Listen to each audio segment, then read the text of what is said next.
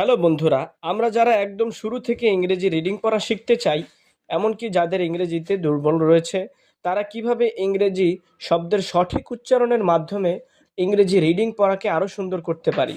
যেমন ইংরেজি বানান, কোনো শব্দের মধ্যে যদি আর দিয়ে শুরু হয়, তখন সেখানে উচ্চারণ হবে। যেমন রাইট, রং, র্যাপ। ইংরেজি কোনো শব্দ এন দিয়ে শুরু হলে এন অর্থাৎ উচ্চারণ হবে। যেমন নো, নি, নাইট। ইংরেজি কোনো শব্দ এন দিয়ে শুরু হলে উচ্চারণ হবে। যেমন নেট, নোম, নার্ল। ইংরেজি কোনো শব্দের শেষে বি থাকলে শুধু উচ্চারণ হবে। যেমন কোম, থাম, ক্লাইম।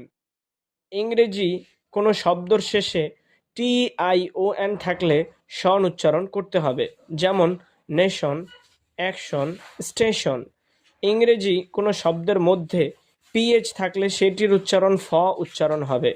যেমন ফোন, ফটো, এলিফ্যান্ট। ইংরেজি কোনো শব্দে ও থাকলে উচ্চারণ করতে হয়। যেমন বুক, গুড, মুন, ফুড। সাধারণত ইংরেজি কোনো শব্দের শেষে থাকলে সেই উচ্চারণ করতে হয় না। যেমন নেম, হোম, বাইক।